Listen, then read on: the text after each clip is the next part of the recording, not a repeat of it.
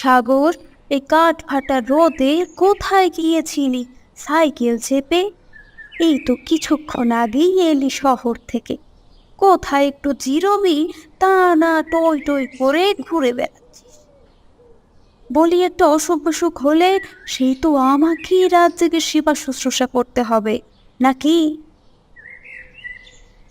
শালা বাবু, তোমার দিদি কিন্তু ঠিক কথাই কইছে। এভাবে তোমার রোদে পুড়ে পথে পথে ঘুরে বেড়ানো একেবারেই ঠিক হইতাছে না। তুমি শহরের কলেজে পড়ো, এসবের তোমার অভ্যাস নাই।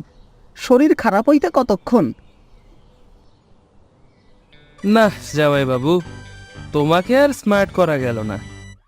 আমি এখন আর কলেজে পড়ি না, বিশ্ববিদ্যালয়ে পড়ি। বিশ্ববিদ্যালয়ে, বেলেঘাটা বিশ্ববিদ্যালয়ে। আর দিদি, তুই আমাকে আজও চিনলি না?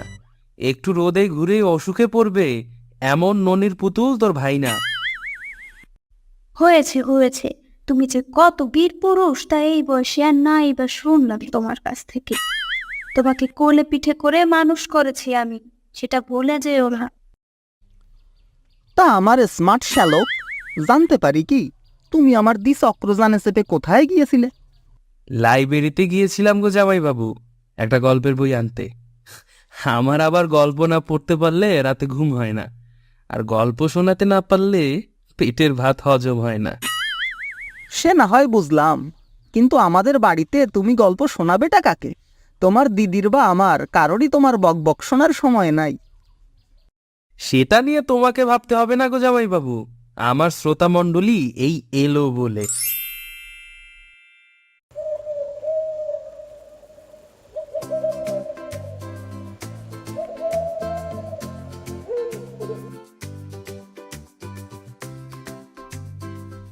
মামা মামা, এই দেখো আমার সব বন্ধুদের নিয়ে এসেছি, ওরা সবাই তোমার কাছ থেকে গল্প শুনতে চায়। তাই নাকি? তা তোমরা কিসের গল্প শুনতে চাও? আমার কিন্তু সব রকমের গল্প জানা আছে। ডাকাতির গল্প, শিকারের গল্প, গোয়েন্দা গল্প, ভূতের গল্প। তাহলে একটা ভূতের গল্প হয়ে যাক মামা, আমাদের সবার ভূতের গল্প খুব পছন্দ। ঠিক আছে, তাহলে তোমাদের আজ একটা ভূতের গল্পই শোনাবো, মেছো ভূতের গল্প। যদিও আমি নিজেও গল্প লিখি, আর এমন গল্পের বইও আমার পড়া আছে বিস্তর, কিন্তু আজ আমি নিজের লেখা গল্প বা কোনো পড়া গল্প শোনাবো না। আজ তোমাদের শোনাবো একটা সত্যি ঘটনা। আর এই ঘটনাটা ঘটেছিল আমার জামাইবাবুর, মানে অভির বাবার আর অনিমেষ দাদার সাথে। কোন অনিমেষ দাদা মামা? আমাদের অনিমেষ কাকা? হ্যাঁ, তোমাদের অনিমেষ কাকা। আমি আর ধৈর্য ধরতে পারছি না মামা, তাড়াতাড়ি ঘটনাটা বলা শুরু করো। আমি যখনকার কথা বলছি তখন কেবল দিদি জামাইবাবুর বিয়ে হয়েছে। বিয়ের পর আমি প্রথমবার তোমাদের গ্রামে এসেছি। একদিন জামাইবাবু আমাকে ডেকে বললেন, চলো শালা বাবু, আজ তোমাকে কাঁঠালডুবি হাট দেখিয়ে আনি। শুনলাম নাকি ওখানে অনেক বড় বড় ইলিশ মাছ উঠছে আজকাল। তোমার তাহলে হাট দেখা আর ইলিশ খাওয়া দুটোই একসাথে হবে। আচ্ছা জামাইবাবু, চলো তাহলে। আমারও কাঁঠালডুবি হাটের কুমড়ো সন্দেশ খাওয়ার খুব শখ। তাহলে আর দেরি কেন? তুমি মাথাটা আছড়ে তৈরি হয়ে নাও, আমি কি ও বাড়ির অনিমেষকে ডেকে নিয়ে আসি। তিনজনে মিলে একসাথে হাটে যাবোক্ষণ।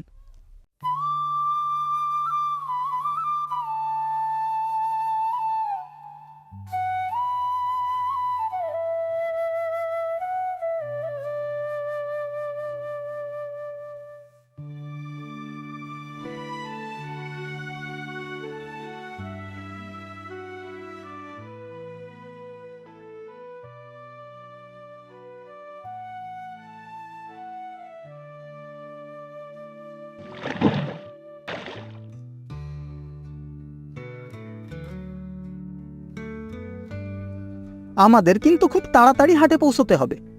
শুনেছি মাসখানেক ধরে এই রাস্তায় প্রকাণ্ড এক মেসোভূতের উৎপাত শুরু হয়েছে। যেসব হাটুরিয়াদের হাট থেকে ফিরতে রাত হয়ে যায়, তাদের কাছ থেকে মাছ কেড়ে খায় সেই ভূত। কি সর্বনাশ, তাই নাকি? আমার কিন্তু খুব ভয় করছে জামাইবাবু। এই আমি থাকতে তোমার কিসের ভয় সাগর বাবু? হ্যাঁ, অনগত মেচো ভূত গেচু ভূত আর মামদু ভূতকে সায়স্তা করেছি ছেলেবেলায়, তার কোনো ইয়ত্তা নেই। এই একবার তো একটা শাকচুন্নিকে বোতলে ভরে আলমারিতে সাজিয়ে রেখেছিলাম। তাই নাকি প্রতিবেশী? তোমার যে এত সাহস তা তো আগে আমার জানা ছিল না। তা এতই যদি তোমার মুরদ, তাহলে সেদিন রাতে বিড়াল দেখে অজ্ঞান হয়ে গেলে কেন শুনি? কবে? ওই সেদিন? এই সেদিন তো আমি ঘুমের ঘরে বেড়ালটাকে বাঘ মনে করেছিলাম।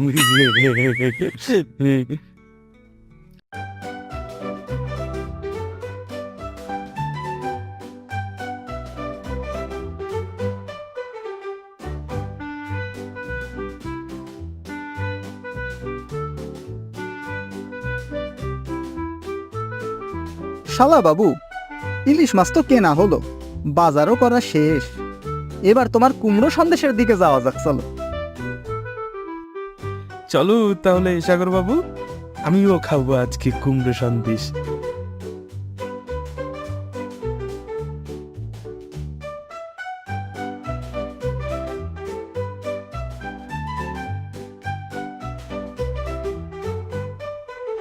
শালা বাবু, আমার এক বন্ধুর সাথে দেখা করার দরকার ছিল। তোমরা খেতে থাকো, আমার টুকুও তোমরা ভাগ করে খাও। আমি যাবো আর আসবো। ঠিক আছে জামাইবাবু, দ্রুত চলে এসো কিন্তু। আচ্ছা।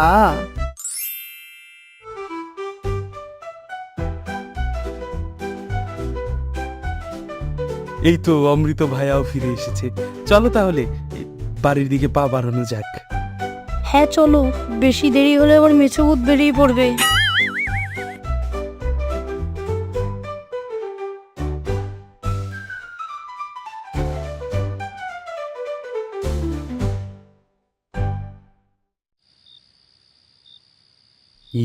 অমৃত ভাইয়া, আরো জোরে চালাও, সন্ধ্যা তো হয়ে গেল। ভগবান না করুন যদি মেছু ভূতটা আবার বেরিয়ে পড়ে। ভূত বেরোলে তো ভালোই হবে অনিমেষ দাদা, তুমি খপ করে ধরে বোতলে ভরে ফেলবে, তারপর আমরা বাড়ি নিয়ে গিয়ে আলমারিতে সাজিয়ে রাখবো। আর কি করো না তো সাগর ভাই, সবসময় আর কি ভালো লাগে না। চুপ করো তোমরা, সামনের দিকে তাকাও। ওই দেখো, যার ভয় করেছিলাম সেই মেসোভূতি বোধহয় সামনে দাঁড়িয়ে আছে। কই জামাইবাবু, কোথায়? কোথায় অমৃত ভাই, কোথায়?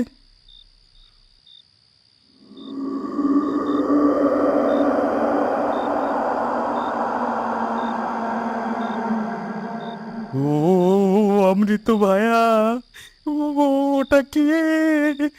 আমি কি চোখে ভুল দেখছি নাকি? এক্কেবারেই না ভায়া, তুমি ঠিক তাই দেখছো যা আমরা দুজন দেখছি। এই সেই কুখ্যাত মেসোভূত যে হাট ফিরতি মানুষের মাছ কেড়ে খায়। তবে তোমার জন্য তো ভালোই হলো, ভূতটাকে এক্ষুনি ধরে তুমি বোতলে ভরে ফেলতে পারবে। হ্যাঁ, বোতল? হ্যাঁ, বোতল।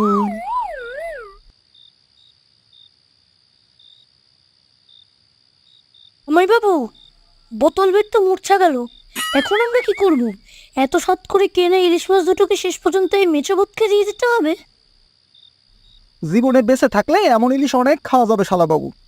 তবে এখন যদি একে মাছ না দেই, তাহলে মাছ তো আমাদের খাবেই, সাথে সাথে আমাদের তিনজনকেও চিবিয়ে খাবে। আজ মনে হচ্ছে রাতের খাবারে জোড়া ইলিশ পাওয়া যাবে। এই পুচকে মানুষ, তাড়াতাড়ি করে তোর হাতের ইলিশ দুটো দিয়ে দে আমার, না হলে কিন্তু তোদের তিনজনকেই চিবিয়ে খাবো। ভূত বাবাজি, এ যাত্রা মাছ দুটোকে বাড়ি নিয়ে যেতে দাও। আমি কথা দিচ্ছি, যদি নদীতে ইলিশ পাই তখন তোমাকে এসে ঠিক ইলিশ খাইয়ে যাব। মাছ দুটোকে অনেক স্বাদ করে কিনেছি আমি আমার এই পিচ্চি শালাবাবুর জন্য। ওসব ছেলে ভুলানো কথায় আমি ভুলছি না। মাছ কিভাবে আদায় করতে হয় তা আমার খুব ভালোভাবে জানা আছে।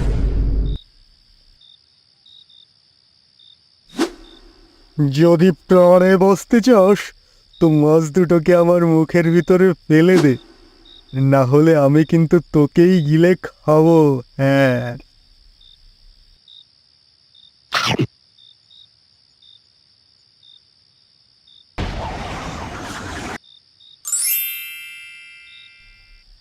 অনেক ধন্যবাদ তোমাকে হে অচেনা বন্ধু। অজান্তে এক তান্ত্রিকের যজ্ঞ নষ্ট করে যে অভিশাপ বয়ে বেড়াচ্ছিলাম এতদিন ধরে, তার থেকে তুমি আমাকে মুক্তি দিলে। তোমাকে অনেক অনেক ধন্যবাদ। আমি সবকিছুই জানতাম নিবারণ বাবু, তাই আজ পরিকল্পনা করেই এই সময় এখানে এসেছি। আপনি এখন আপনার বাড়িতে ফিরে যান, সেখানে আপনার পরিবার আপনার পথ চেয়ে বসে আছে। পরিকল্পনা করে এসেছিলে মানে? আর ইলিশ মাছ খেয়ে ইনি অভিশাপ মুক্তই বা হলেন কিভাবে? কিছুই তো বুঝলাম না। ইনি তো এমন মাছ অনেকের কাছ থেকেই কেড়ে খেয়েছেন, কই তখন তো ইনি অভিশাপ মুক্ত হননি। ধৈর্য শালাবাবু, ধৈর্য, একটু ধৈর্য ধরো দেখি।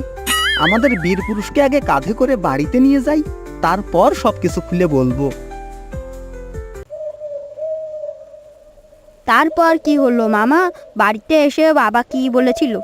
কিভাবে সেই ইলিশ মাছ খেয়ে মেছাবুত অভিশাপ থেকে মুক্তি পেল? বলছি ভাগ্নে, বলছি। তার আগে এক গ্লাস জল খেয়ে নি।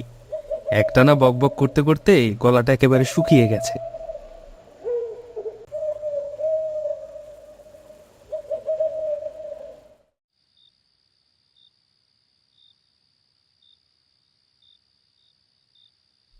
এ কি, আমার অনন্যার বাবার এই অবস্থা হলো কি করে? ও অমৃত দাদা, কিছু বলছো না কেন? দিব্যি তো ভালো মানুষটাকে হাটে নিয়ে গেলে, এমন অচৈতন্য করে ফিরিয়ে আনলে কেন? হ্যাঁ গো, ও প্রতিদি ভাই তো ঠিক কথাই বলছে। এমন কাণ্ড ঘটলো কিভাবে? বলছি বলছি, সবই বলছি। আগে এক ঘটি জল আনো তো দেখি, প্রথমে ওর জ্ঞানটা ফিরিয়ে নেই।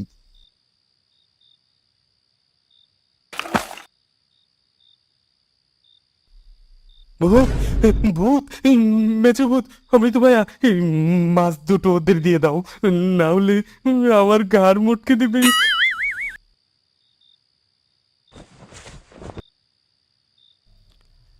আমাদের মাছ না আমি কাউকে দিয়েছি আর না কাউকে দেব। আমাদের মাছ আমরাই খাবো। এ কি ভাইয়া, এ আমরা বাড়িতে চলে এসেছি, মাছও নিয়ে এসেছি। এই ঘটনা কি ভাইয়া? হ্যাঁ জামাই বাবু, সবকিছু খুলে বলো তো। তখন তো মাছ দুটো ওই মেসোভূতের মুখেই দিয়ে দিলি, তাহলে এই মাছ দুটো কোথা থেকে এলো? আইসা, পুরো কাহিনীটা তাহলে এবার বলেই ফেলি। হাটের রাস্তায় যে মেসোভূতের উপদ্রব হয়েছে তা তো সবাই আমরা কম বেশি জানি, কিন্তু কাল বিকেল বেলায় আমার এক পরিচিত তান্ত্রিকের সাথে দেখা। সে আমাকে আজ হাটের বট গাছের তলায় গিয়ে তার সাথে দেখা করে একজোড়া মন্ত্রপুত ইলিশ তার কাছ থেকে নিয়ে একটু রাত করে বাজার থেকে ফিরতে বলে। আমিও তাই করি। তোমাদের মিষ্টি খেতে বসিয়ে দিয়ে ওই যে আমি গিয়েছিলাম, আমি ওনারই আদেশ পালন করেছিলাম তখন। আর তারপর কি হলো তা তো শালাবাবু তুমি নিজের চোখেই দেখলে। আমার কেনা মাছ থলেতে লুকিয়ে রেখে তান্ত্রিকের দেওয়া মাছ কৌশলে দিলাম মেসোভূতের মুখে। আর সেই মাছ খেয়ে ও তার অভিশাপ থেকে পেল মুক্তি, আর আমাদের গ্রামও পেল মেসোভূতের আতঙ্ক থেকে চিরতরে মুক্তি। বলো কি মামা, আমার বাবার এত সাহস? এ তো কিছুই না ভাগ্নে, তোমার বাবার এর চেয়ে আরো অনেক বেশি সাহসের গল্প আমার জানা আছে। সেগুলো না হয় আর একদিন শুনো। হ্যাঁ